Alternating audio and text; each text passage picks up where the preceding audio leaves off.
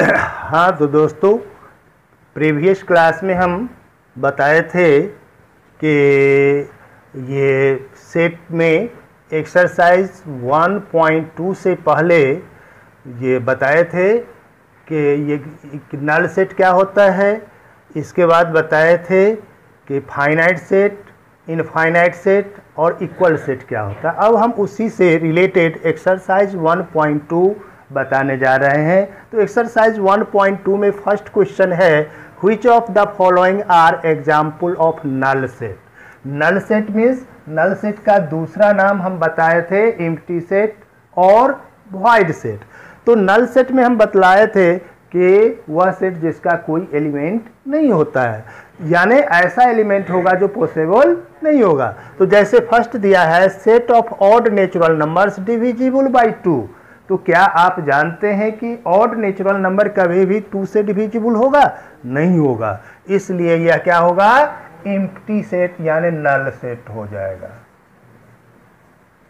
ठीक है, क्योंकि कोई भी नेचुरल ऑड नेचुरल नंबर 2 से डिविजिबल नहीं होगा। Second, set of even prime numbers. Even prime numbers, अब आप जानते हैं कि इवन प्राइम नंबर्स केवल 2 होता है, तो एक एलिमेंट तो आया, इसलिए यह नल सेट नहीं होगा। इवन प्राइम नंबर हमारा आ जाता है 2, इसलिए यह नल सेट नहीं होगा। नॉट नल सेट, यह नल सेट नहीं होगा। अब थर्ड है, x is such that x is a natural number, x is less than 5 and x is greater than 7। तो यह भी नेचुरल नंबर इसके बीच का संभव नहीं है, इसलिए इसको हम लोग नल सेट का एग्जाम्पल देंगे। यह भी हमारा नल सेट होगा। अब फोर्थ में आते हैं, y is such that y is a point common to any 2 parallel lines. कोई भी 2 पैरेलल लाइंस के बीच कोई भी कॉमन पॉइंट नहीं होता है, लेकिन यहाँ कह रहा है कि कॉमन पॉइंट होगा, इसलिए यह भी एग्जाम्पल नल सेट का ही हुआ, इसलिए इसको हम लोग नल सेट कहेंगे। इस तरह से ये question number 1 complete. Question number 2 में है, which of the following sets are finite और इनफाइनाइट। अब इसमें से देखना है कि इसमें कौन सा फाइनाइट होगा और कौन सा इनफाइनाइट होगा। तो फाइनाइट जिसको हम काउंट कर सकते हैं, इनफाइनाइट जिसको हम काउंट नहीं कर सकते। तो फर्स्ट क्वेश्चन है इसका, the set of months of a year. तो क्या कह सकते हैं इसको? ये फाइनाइट होगा। क्यों? क्योंकि मंथ ऑफ ईयर को हम लोग काउंट कर सकते हैं। क्यों? 12 मंथ का ही ना ईयर होता है, इसलिए वह तो 12 ही होगा, तो इसलिए वह फाइनाइट होगा। फिर इसमें देखिए 1 2 3 नेचुरल नंबर है, आगे कुछ नहीं है, डॉट डॉट डॉट है, मतलब ये कहाँ तक जाएगा इसकी सीमा नहीं है, इसलिए इसको हम क्या लिखेंगे? इनफाइनाइट। थर्ड, यहां हम लोग देख रहे हैं कि यहां एंड पॉइंट मालूम है, इसलिए यहां पर इसको हम लोग फाइनाइट लिखेंगे। Fourth, the set of positive integer greater than 100। Set of positive integer greater than 100, तो 100 से ग्रेटर अब ये कहां तक जाएगा इसकी भी कोई निश्चितता नहीं है, लिमिट नहीं है, इसलिए इसको भी हम लोग इनफाइनाइट लिखेंगे। और the set of prime numbers less than 99। अब सेट ऑफ प्राइम नंबर्स है जो 99 से छोटा होगा, तो आप जानते हैं कि प्राइम नंबर स्टार्ट होता है 2 से, 2 3 5 7 लेस देन 99 तक आता है, तो यह भी फाइनाइट हो जाएगा। इसको क्या कह सकते हैं? ये फाइनाइट होगा। तो इस तरह से आपका क्वेश्चन नंबर 1 और क्वेश्चन नंबर 2 कंप्लीट हो गया। अब हम लोग इसको लिख लीजिए, हम फिर इसको इरेज करेंगे। तो देखते हैं आगे फिर थर्ड क्वेश्चन को।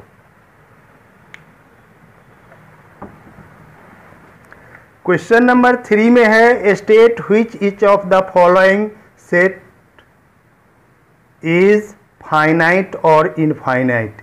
इसमें भी हमको यही दिखाना है कि ये फाइनाइट होगा या इनफाइनाइट होगा। तो जैसे इसका क्वेश्चन नंबर 1 है, आप देखेंगे कि the set of lines which are parallel to the X axis. तो आप जान सकते हैं कि एक्स एक्सिस के पैरेलल इनफाइनाइट लाइंस ड्रॉ किया जा सकता है, तो इसलिए यहां यह क्या हो जाएगा, इनफाइनाइट सेट हो जाएगा। Second, the set of letters in the English alphabet. Second है इंग्लिश अल्फाबेट लेटर्स का सेट कहता है। तो हम लोग ये जानते हैं कि इंग्लिश अल्फाबेट में लिमिट लेटर्स हैं और 26 लेटर्स हैं, इसलिए यहां यह क्या होगा, फाइनाइट हो जाएगा।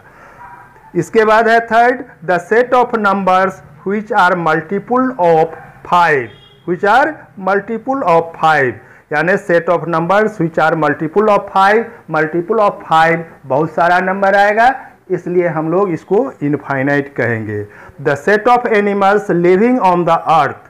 अब ये कहता है कि set of animals living on the earth, तो हम लोग लिविंग थिंग्स को काउंट कर सकते हैं, इसलिए यह इनफाइनाइट नहीं होगा, ये फाइनाइट होगा। 5, the set of circles passing through the origin 0 0। तो set of circle passing through the origin 0 0, ये इनफाइनाइट सेट का इनफाइनाइट सेट हो जाएगा, क्योंकि ओरिजिन तो होगा, पॉइंट उसका यानी सेंटर होगा, लेकिन रेडियस का कोई ज्ञात नहीं है यहाँ, इसलिए रेडियस बढ़ते जाएगा तो वह सर्किल बनता हुआ चला जाएगा। ठीक है, तो इस तरह इसको हम लोग कहेंगे इनफाइनाइट सेट। अब हम लोग आते हैं क्वेश्चन नंबर 4। क्वेश्चन नंबर 4 में है, in the following sets whether A equal to B और नॉट। यहाँ दिखाना है ए इक्वल टू बी और नॉट। तो a इक्वल टू बी, जैसे इसका फर्स्ट कह रहा है कि a equal to A B C D, और यहाँ पर b दे रहा है डी सी बी ए। तो अब आप देख के ये बता सकते हैं कि जो मेंबर यहाँ है वही मेंबर सेट बी में भी है, सिर्फ इसका अरेंजिंग उल्टा है, लेकिन उतना ही मेंबर इसमें भी है और उतना ही मेंबर उसमें भी है और साथ साथ सेम मेंबर है, इसलिए इसको हम लिख सकते हैं A equal to B. Second, A equal to 4 8 12 16 and b equal to 8 4 16 18। तो यहाँ हम लोग देखें कि यहाँ 4 8 है, यहाँ भी 4 8 है, 12 है तो यहाँ 16 है, यहाँ 16 है, लेकिन यहाँ 12 है और यहाँ 18 है।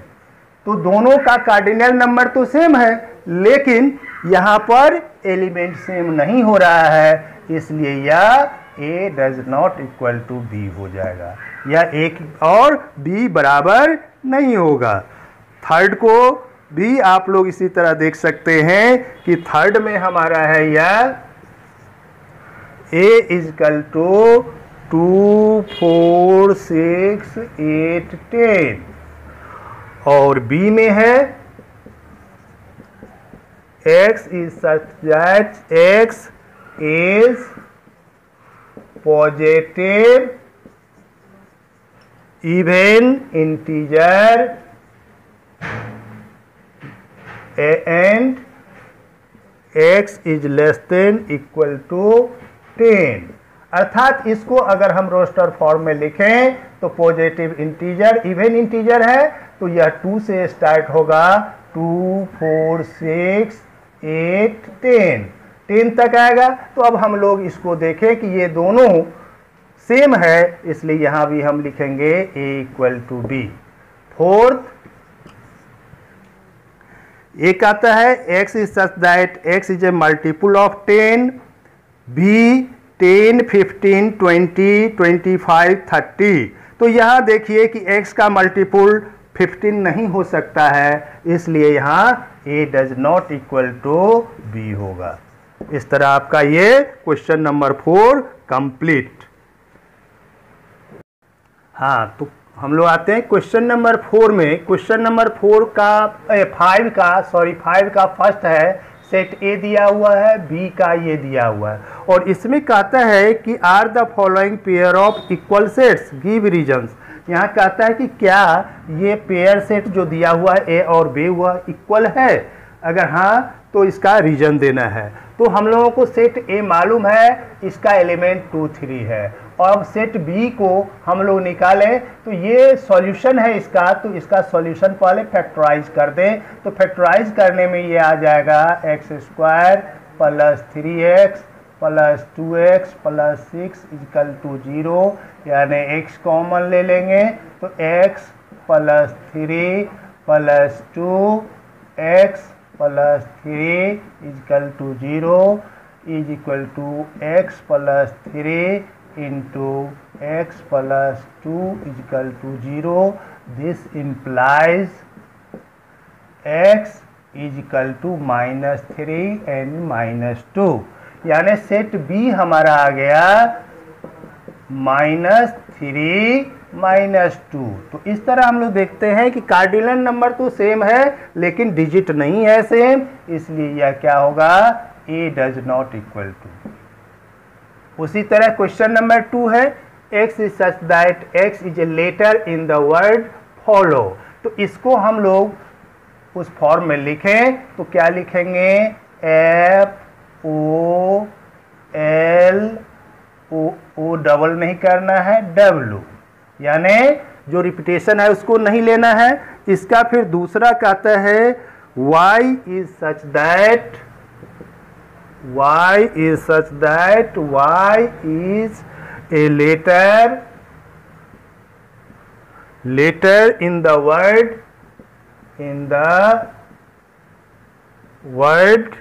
wolf, WOLF। तो यहां भी हम b को ले लें तो क्या लिखेंगे, WOLF। तो अब आप a और b को देखें कि a में भी FOLW है, यहाँ भी WOLF है, इसलिए यह क्या हो जाएगा, a इक्वल टू b हो जाएगा। यहाँ क्या लिखेंगे, a इक्वल टू b। अब हम लोग आते हैं क्वेश्चन नंबर 6 में। इसमें कहता है from the sets given below select equal sets. ये इक्वल सेट्स को सिलेक्ट करना है। तो ये क्वेश्चन जैसे यहाँ दिया हुआ है a इजकल टू 2 4 8 12, इसके इक्वल कौन सा होगा, तो 2 4 8 12, 2 4 8 12। हम लोगों को एक भी इसमें 2 4 8 12 नहीं मिल रहा है, तो इसलिए ये तो इक्वल सेट्स में नहीं आएगा। 2 4 8 12 from the given sets below select equal sets. अब b 1 2 3 4, b को 1 2 3 4, तो यह भी b भी 1 2 3 4 और किसी में नहीं है, इसलिए ये भी इक्वल नहीं होगा। d देखते हैं 3 1 4 2, 3 1 4 2, 3 1 4 2, यहाँ b इक्वल टू d होगा। इसमें दिया हुआ है ये b इक्वल टू d हो जाएगा, क्योंकि दोनों का सेम दिया हुआ है। फिर -1 और 1 है और g है 1 और -1, तो इसलिए यहाँ पर e इक्वल टू g हो जाएगा। और फिर f 0a और 0 1 है, नहीं ये भी नहीं आएगा। तो यही दो हमारा e इक्वल टू g और b इक्वल टू d, ये दोनों इक्वल होगा। इस तरह हम लोग इस एक्सरसाइज को एंड करते हैं। और अब हम आगे जो चलेंगे वह फिर एक्सरसाइज के बाद है सबसेट्स के संबंध में चर्चा करना। तो सबसेट्स हम लोग डिस्कस करेंगे कि सबसेट्स होता क्या है। सबसेट्स हिंदी होता है इसका उपसमुच्चय। सबसेट्स का हिंदी क्या होता है, उपसमुच्चय। तो सबसेट्स हम लोग किसको कहेंगे उसको देखिए कि late A and B are two non-empty sets if all the elements of set A is also the element of set B, then A is called subset of B. A is called subset of B. For example, if A is equal to 1, 2, 3 and B equal to 1, 2, 3, 4, then A is the subset of B. A is the subset of B, अर्थात A B में belong कर जाना चाहिए। A का सारा member set B में होना चाहिए। तो हम लोग कहेंगे A is the subset of B। A is the subset of B को सिंबॉलिकली हम लोग रिप्रेजेंट करते हैं A is the subset of B। यहाँ इक्वल टू का साइन भी लगा हुआ है, इसका मतलब हुआ कि दोनों का एलिमेंट सेम भी हो सकता है। तो A is the subset of B। Left side छोटे सेट को, राइट साइड बड़े सेट को हम लोग कहेंगे। अब A is the subset of B है, तो हम लोग देखते हैं अगर कभी ये भी आ जाएगा B is the subset of A, तो हम लोग इसको लिख सकते हैं A इक्वल टू B, यानी ये सबसेट हो जाता है। और हम लोग इससे पहले बताए थे कि empty set is the subset of every set. तो ठीक है, अब हम नेक्स्ट क्लास में ये सबसेट के से आगे फिर डिटेल्स में जाएंगे और फिर उस पर चर्चा करेंगे।